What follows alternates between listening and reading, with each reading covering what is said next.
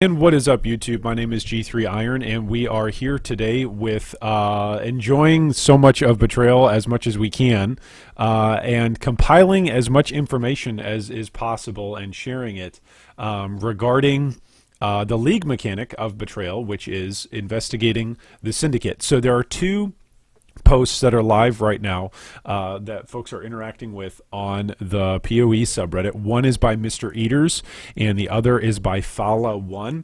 We're quickly going to go through both of these just so that way those of you that feel like you have no idea what you're doing with a betrayal interrogation or investigation, at least that's how I feel as I'm progressing. And so it literally, the league hasn't even been out 24 hours yet. So we're all just learning and gathering information. So the goal of this is just to learn and share and gather information. So as we all get information, feel free to leave comments down below. If there's something that's shared here today in the video or in the post, please feel free to comment and correct it, because we're all trying to learn about the Syndicate together. So first off, I'm seeing lots of posts from people who truly have no idea what to do. Okay, so there's 4 factions. There's Transportation, Fortification, Research, and Intervention. Transportation is where the members escort those several glowing pillars. Fortification is where you have to break down the door and kill the boss. Research is where you enter a den and have to kill mobs before they break the furniture.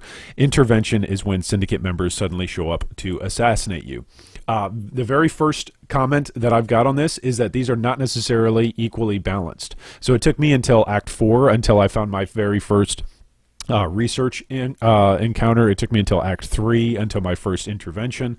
So I'm not sure if these are act tied. I'm not sure if there's randomness associated with it, if it's weighted based on your account, if it's something similar to Delve, where your account is already assigned when these things are going to happen. I don't know. But those are the 4 types of factions. Okay, so interrogation. Interrogation puts the Syndicate member into deck slots at the bottom. Let's call that the prison. When they're in prison, they give some intelligence each turn. A turn is equal to doing 1 Syndicate mission. So some of this language can get a little confusing, but just think of a turn as in 1 encounter with Jun. Okay, 1 full mission. This also seems to completely reset their rank and unique items. So if at some point these members are getting too strong for you, put them in prison. They're also removed from the faction that they're currently in. This guy's not sure how reassignment works. That's Fala1, and I don't believe MrEaters has figured it out yet either. So no, has figured it out yet either? Has figured it out yet either. Yeah, we're all still trying to figure that out.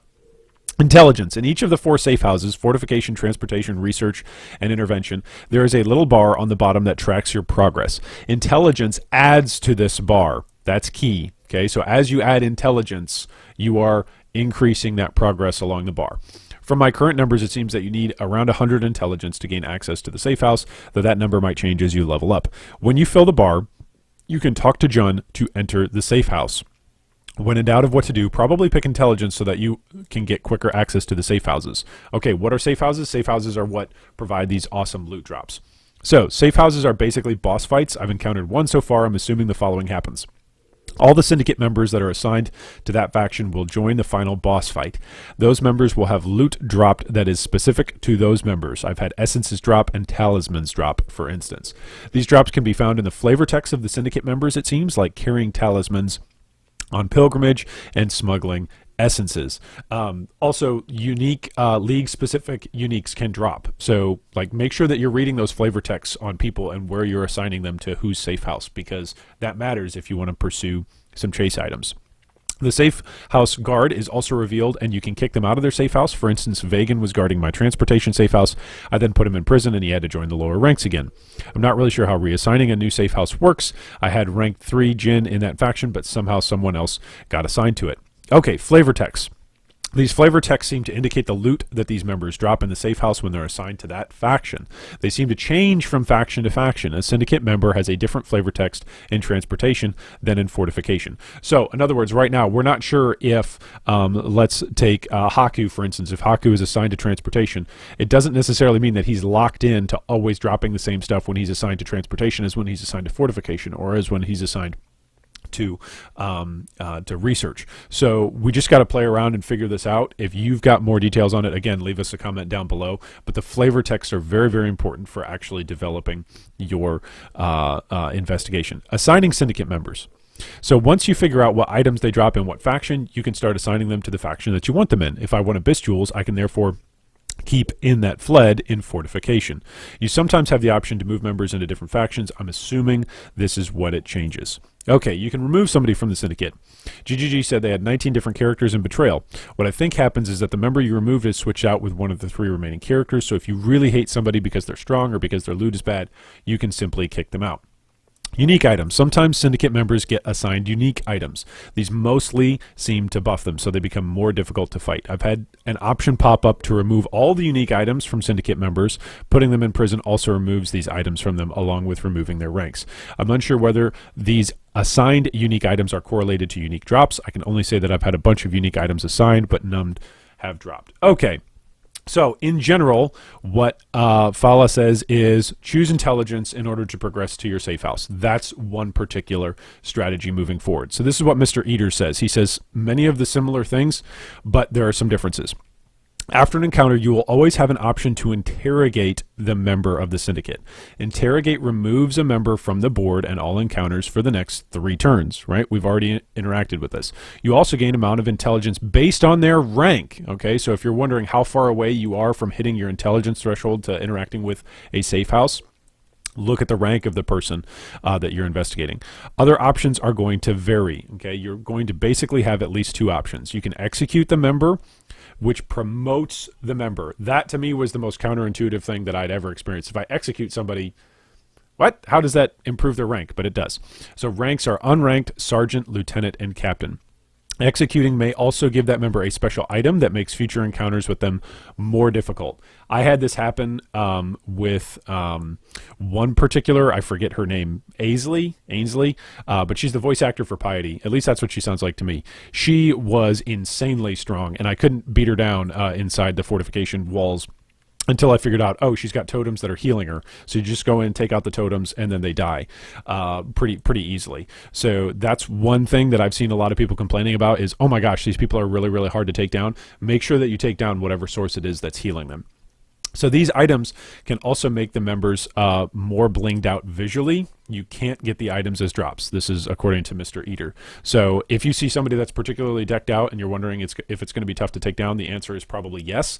And if you're watching Twitch or you're watching anybody play hardcore, be careful, because these people do a ton of damage. These are rogue exiles on steroids. Sometimes they will offer to betray each other. This can have a variety of effects, ranging from generating a bunch of intelligence and a rivalry between the 2 members to eliminating the other member present from the board and replacing them with another from the potential pool. If a member was either alone or is the last one left, instead of executing them, you can bargain. There's a big variety of possibilities here. Here are some of the options. They can swap divisions with another member, intelligence bonus equal to 2 turns of interrogation without a rank penalty.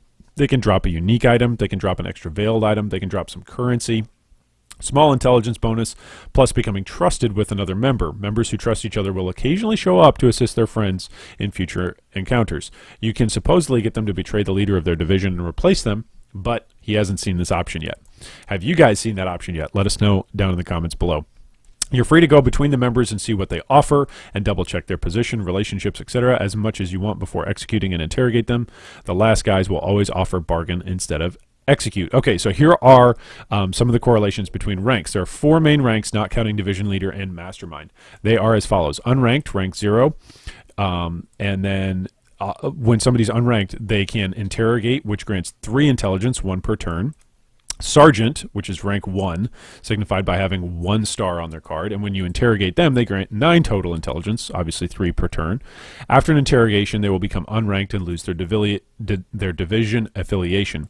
A lieutenant, which has a rank of 2 stars, interrogate is 5 intelligence per turn for 15 total, and a captain, which is rank 3, 3 stars, interrogate, which is 7 per turn or 21 total intelligence. Executing these guys does nothing.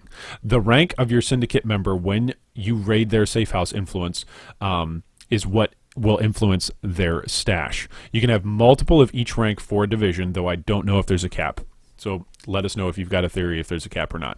I do know, for example, you can have 2 captains, which is awesome. So if you have 2 captains and you're just trying to rush a safe house, that's what, 42 intelligence over the next 3 encounters. That's awesome. Okay, once you gain a total of 100 intelligence for a particular division, you can raid the safe house, and safe houses act as smaller scale maps with an arena at the end. So again, very similar to Incursion, where the Syndicate and the entire investigative process is very similar to shaping and building your temple, and then at the end of it, there's a big boss encounter and a big boss fight that drops very specific currency, uniques, and bonuses and loot based on how you shaped your investigation.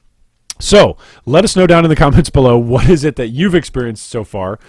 Here is some of the different rewards that people have bumped into. This is the Fortification reward for the Fortification safe house, which it just pops open a dialogue, and it's called the Trap Stash, and it says take 1 item.